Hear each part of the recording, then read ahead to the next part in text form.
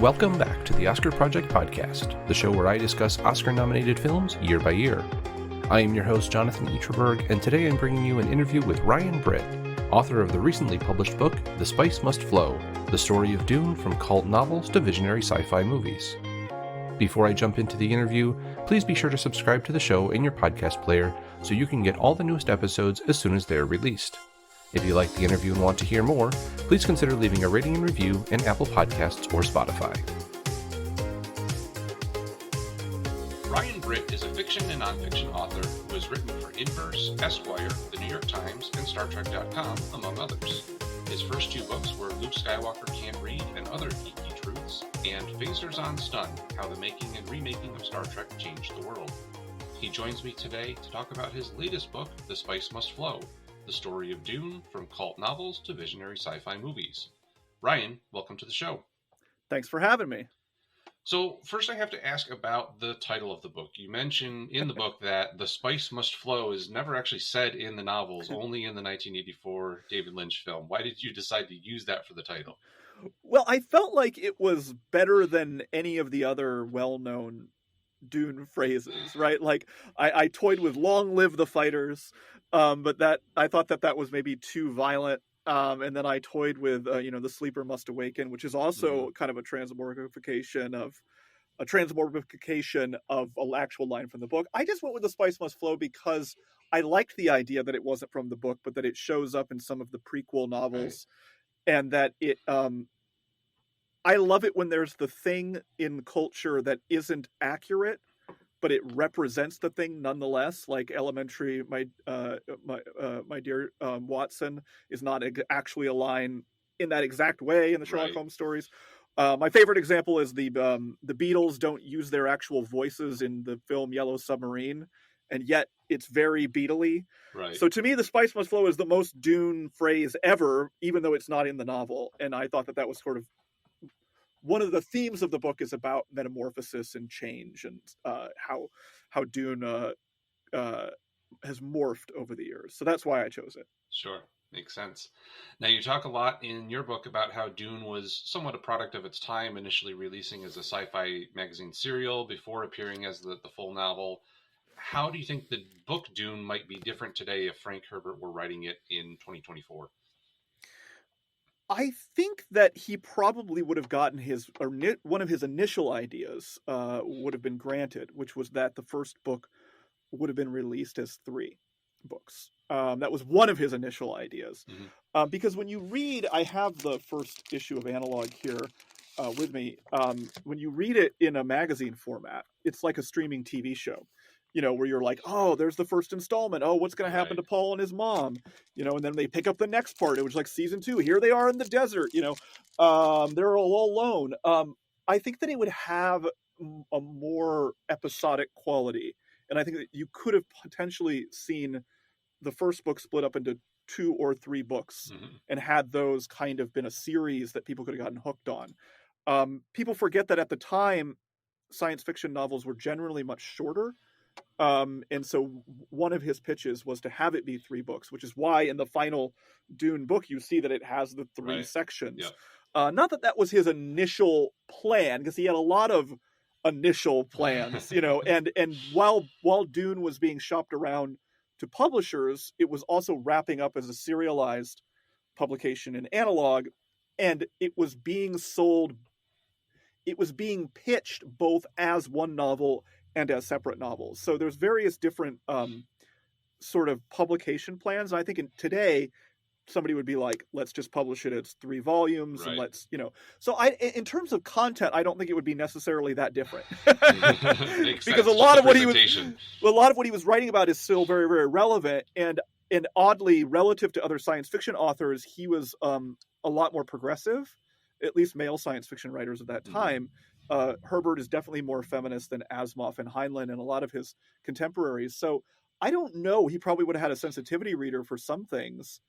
They probably would have asked him to really think about some of the Arabic derivations of some of the words. Right. But I'm not entirely sure it would be that different. Just the way it came out would be probably different. Yeah, makes sense. And you also mentioned that the book was kind of an offshoot of some nonfiction work that he was doing about sand dunes, of course. Can you talk a little bit about some of the ecological messages of the books and how that comes through, or maybe doesn't, in the various screen adaptations we've seen? Well, the genesis of Dune was that he was, wanting to write this nonfiction article about this specific type of seagrass being used to control sand dunes in Oregon, and this practice is still used today, where sand dunes are sort of like destroyed by, if the sand dunes are allowed to sort of just collect on their own, that they could sort of over time decimate certain areas, or sometimes you just want sand dunes in a certain area because ecologically it makes more sense. Where I live in Portland, Maine, they actually use Christmas trees to keep sand dunes in place, which is very similar to the process that Frank Dune, what a great name for him, very similar to the process that Frank Herbert was wanting to report on in nonfiction back in the 50s. So a lot of that stuff does crop up in the first novel because Liet Kynes' plan for sort of terraforming Dune is tied into these very real world ways in which dry land ecologists, as Herbert calls them, actually attempt to control nature one way or another, either to preserve it or to hold it at bay. There wasn't necessarily a moralist message behind this initially. It was more of a, wow, this is the amazing thing that humans can actually do to either curb climate change or sort of impact it. But by the time 1970 rolled around, Frank Herbert was speaking at Earth Day, the very first Earth Day ever, and Dune was included in something called the Whole Earth Catalog, which was this big sort of ecological guide that was put out for people to look at different tools out in the world that may help with thinking about ecology in new ways. And so, it's definitely in the first novel, and then by the time you get to the third novel, it's very prevalent, because they've turned Arrakis into a paradise, but now the sandworms are on the brink of extinction, which is both an economic problem but also an environmental problem. Sure. Yeah. So Herbert was, I think, always interested in pointing out that not only are we destroying the world, but we're also going to mess up our sort of economic balance if we do that as well. But he walked the walk, I think, in the 70s, in terms of his sort of not reinvention, but his sort of like newfound passion for ecology. He produced this book called New World or No World, which was also a documentary on television, in which he sort of just, all he did was talk about climate change and ecology. So I don't know. I think that he was pretty serious about it. Whether or not the novels communicate that early on is sort of up for debate. But I think by the time you get to the third book, it's pretty clear where he stands. Sure. And I know people have long talked about the debt that Star Wars owes to Dune in science fiction, but I also loved reading in your book about how things like Blade Runner and Alien might not have happened the way they did if not for various failed attempts at making Dune into a movie. So how different might the landscape of science fiction film be if there had been that 1970s Jodorowsky version of Dune, before any of those other films that I just mentioned? Yeah, I mean, I consider the Jodorowsky Dune to be a dodged bullet for the culture. Like, I consider it to be a thing, if only because you can't imagine Ridley Scott's career otherwise. And okay, well, how is that linked? Well, a lot of the artists and Dan O'Bannon, who basically created Alien, wouldn't have created Alien if the Jodorowsky Dune had continued to move forward in production. Because that shut down, he was available. He helped create Alien. H.R. Geiger was brought over to help with the Alien stuff, as well as Chris Foss, who does all this amazing production work on Alien. So none of those guys would have been available, and they were sort of, famously assembled by Jodorowsky for that. So right there, you don't have, and then interestingly, Ridley Scott was then tapped to do a different version of Dune before the Lynch one was eventually created. Mm-hmm. And he declined for various reasons. And in my book, I sort of outline those different reasons, one of which he claimed that he was getting over the death of his brother. Another one is that he wanted more time. Another one is that he wanted to do Blade Runner. The other one is that he couldn't get the script right. There's a lot of reasons why. Ridley Scott's a force. Why he does or doesn't do something is sort of a whole nother. We could talk for 45 minutes about that, about how nuts Ridley Scott is. But I think that the world is better off with the 1979 Alien and the 1982 Blade Runner than they are with the hypothetical Jodorowsky Dune in 75, 76-ish. So that's my take on it. In terms of how all that happened, I get into that in a little bit more detail in the book. But anybody who's seen that documentary, Jodorowsky's Dune, and I interviewed the director of that documentary in my book, will understand what a strange moment that was for Dune as an idea. But I like the timeline we're in relative to that, including the Lynch film, by the way. Sure. And obviously, we've recently had Denis Villeneuve's Dune film a couple of years ago. What do you think made that version work as well as it did, even despite coming out in the middle of COVID, streaming on HBO Max at the same time it was in theaters? I think that I'll say something that my wife said to me at the time when we saw it, and I thought this was a really insightful comment, which is that it was a movie for adults.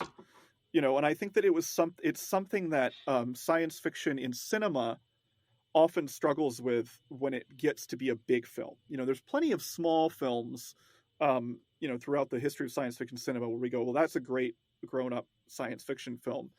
2001 is sort of, in an exception, but a lot of them still need kind of a blockbuster quality to work, Blade Runner and Alien included.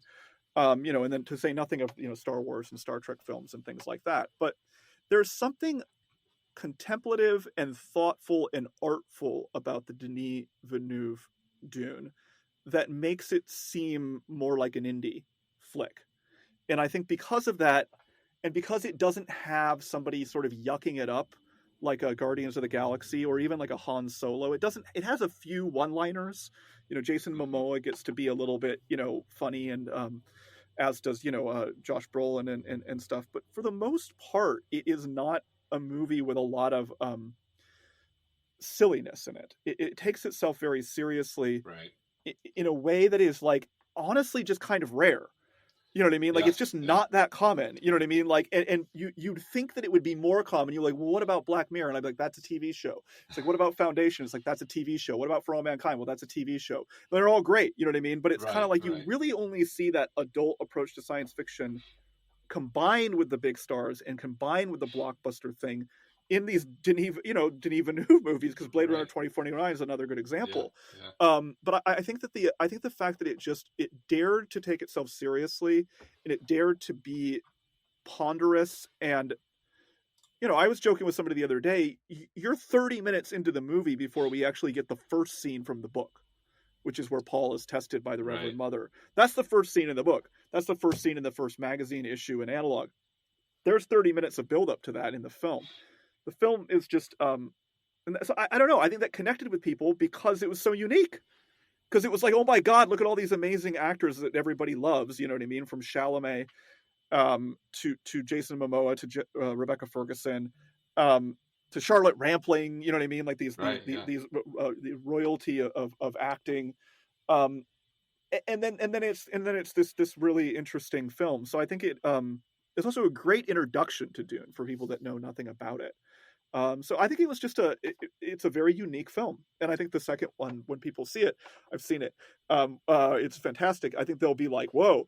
But it's, I think it's essentially just the same movie, but more of it, Sure. Yeah. And that kind of preempts my next question, which was going to be what to expect from the second one. But if you've already seen it, what I'll say is don't assume that you know everything about the story. Gotcha. And I think that Villeneuve makes some interesting choices with the adaptation that will be controversial, but and surprised me. But ultimately, the fidelity is still to the basic story. Chalamet's Paul doesn't make it rain the way that McLaughlin's does in the '84 version. But okay, there are some eye-opening, shocking choices. I'll say that. Very good. Well, hopefully that gets people interested. So you had a few things listed in the references at the end of your book. Were there any specific books or articles or anything that people should check out if they want to go even deeper on Dune? Well, I mean, at the same time my book came out, there was a great oral history by Max Evry called A Masterpiece in Disarray, which was just about the '84 Lynch film. So Max's book, I would say, is the exact opposite of mine, because mine is like, how do I condense the entire Dune franchise into 300 pages and just get people pumped about it? But also, I wanted to do the publication history and talk to people that nobody had ever talked to, like Frank Herbert's widow, Theresa Shackelford. And I really wanted to, do the whole. I wanted to talk about the Sci-Fi Channel versions, which people rarely. So, I talked to John Harrison, who directed those. Max did the opposite thing. He's like, how do I make the longest book possible about one version of Dune? And so I really admire that, and I correspond with Max every now and again, and I think that his book is really great. I think that the Brian Herbert. My references are essentially source references in the back of, like, that's any quote that wasn't original, that I didn't get from an original interview. That's where you can find out where I got them from. Gotcha. That's just standard practice, what you're supposed to do when citing sources. But I think that Brian Herbert's biography of Frank Herbert is good. And if you really want to know about Frank Herbert, you should read it. I will say that I enjoyed finding all the things that were left out of that. In terms of, like, because I set out to write a book about Dune and not a book about Frank Herbert, Sure. And I think that that's an essential difference. But I would recommend those. I also like, there's a book that I pulled some Ridley Scott quotes from, that's called Future Noir: The Making of Blade Runner. That's one of my favorite behind the scenes science fiction journalism books ever. That's a really cool book. I would recommend that. I think that answers that question. Yeah, that's good. I'll be sure to link to as many of those as we can in the show. Yeah, Max's book is new, so I would recommend that very, very strongly. Gotcha. Very good. So before I move on to questions not related to the book, is there anything else you want to touch on about this book specifically? Yeah, I think that the one thing that I just want to say about it is that, again, like, you don't have to know anything about Dune to read my book. And if you're okay with spoilers, then that's going to be part of it. You know what I mean? Like, like, if you're going to get spoiled on Dune Messiah, you're going to get spoiled on Children of Dune, But I think that one thing about my book that I tried to do was to dispel this myth that Dune is somehow unapproachable and dense and, like, hard to get into, because I just don't think that that's true. Right. I think that, like, it's a very accessible, very fun, interesting saga. And yes, I don't dwell as much on the expanded universe of the Brian Herbert and Kevin J. Anderson books, but I also give you, I think, enough of what you need to know about them to talk. And so I would say that my Dune book is the cheat code for people who want to get into Dune. And if you want to know more, it's all there. Right. I'm telling you what to watch and what to read. And if you don't want to know more and you just want to read the first novel and watch the new movies, then I think that my book will make you. It's like taking the spice, right? Where you will get all the knowledge from the ancestors, that Jessica gets when she takes the water of life, I guess would be more accurate. So you'll get more knowledge instantly without having to work too hard at it. Perfect. Makes sense. So this might be the hardest question I ask. You've obviously watched a lot of films in your career, but if you had to pick your top 3, what would they be? Yeah, so I thought about, I'd say Blade Runner is in the top 3, maybe not top.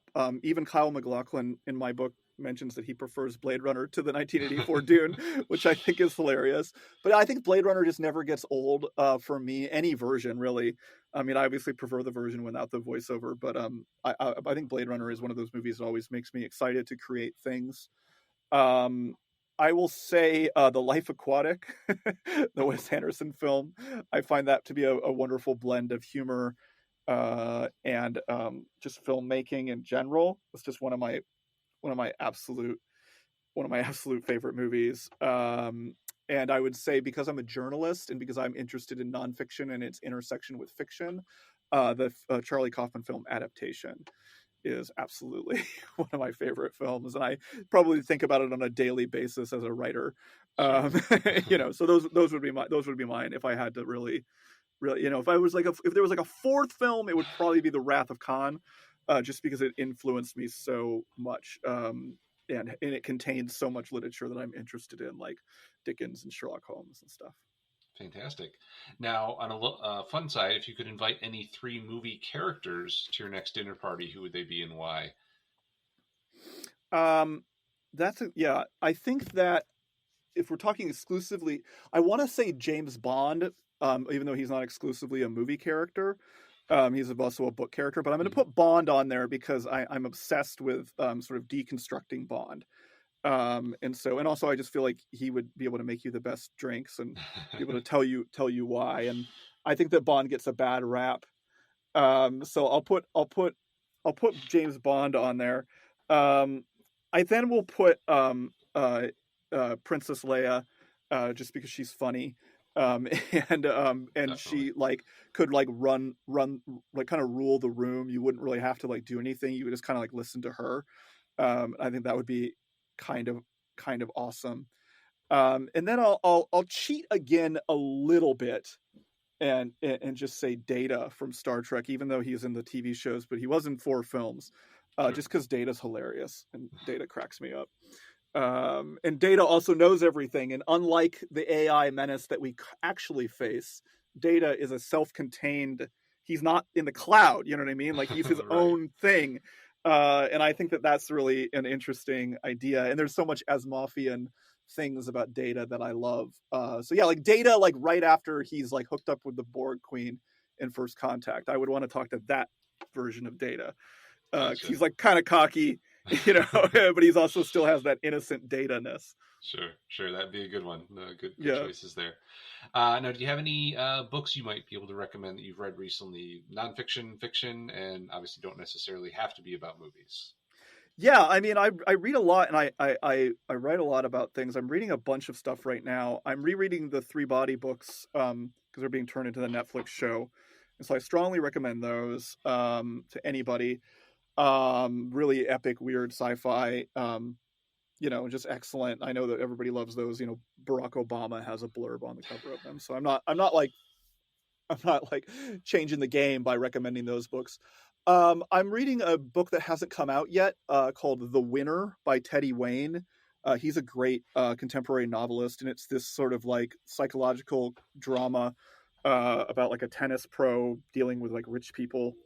And it's just got like this really great sort of social commentary. Teddy's really good at this kind of stuff. He had a great novel called The Great Man Theory that came out a few years ago. So that's just a good fiction novel that I'm just really enjoying.